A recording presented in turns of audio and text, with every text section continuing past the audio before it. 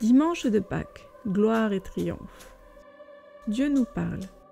Je suis ressuscité et me voici encore avec vous. La méditation du jour.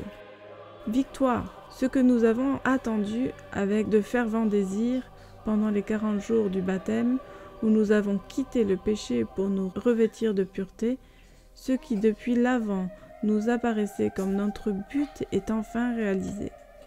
La lumière a triomphé des ténèbres. Le divin soleil brille au-dessus de nous avec toute sa chaleur et tout son éclat.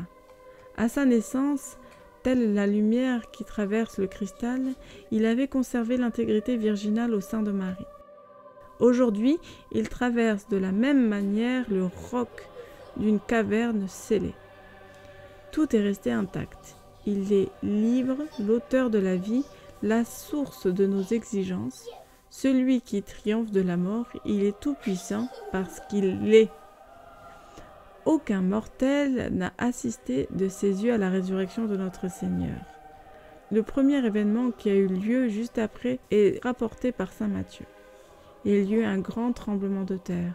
L'ange du Seigneur, en effet, était descendu du ciel, et s'approchant, avait roulé la pierre, et s'était assis dessus.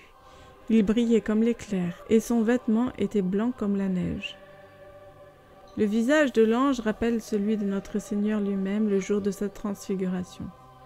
Le fait de s'asseoir sur la pierre montre l'attitude du conquérant qui foule aux pieds ses ennemis vaincus. L'ange est une figure du Christ ressuscité, et même du Christ tel que nous le verrons lorsqu'il reviendra à la fin des temps. Il sera alors source d'une grande confusion pour les pécheurs, et de grande joie pour les justes. Seigneur Jésus, je m'associe de tout mon cœur à votre joie en vous voyant retrouver un corps désormais immortel. Aidez-moi à communier aujourd'hui dans le plus grand recueillement pour recevoir la grâce que vous désirez me communiquer en abondance. La prière du jour. Au banquet royal de l'agneau, célébrons le Christ, notre chef. Vainqueur, terrassant les enfers, le Christ arbore ses trophées, ouvre le ciel, traîne à son char subjugué le roi des ténèbres. Hymne des vêpres du temps pascal. Les pensées du jour. Quelle clarté, quelle beauté, quelle majesté, quelle gloire et quelle jubilation dans son triomphe. Comme il sort glorieux du champ de bataille, où il a remporté un si grand royaume qu'il veut tout entier pour vous, en même temps qu'il se donne lui-même à vous.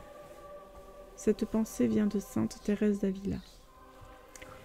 Aimons Jésus-Christ en raison de sa gloire divine et de ses mérites infinis, parce qu'il est tout-puissant au ciel et sur la terre, mais aussi et surtout parce que nous devons éprouver de la gratitude à son égard.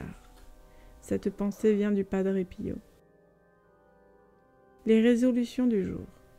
La première, faire une communion fervente. La deuxième, faire l'effort de communier avec tout le monde, notamment à la sortie de la messe, pour se souhaiter sincèrement de joyeuses Pâques.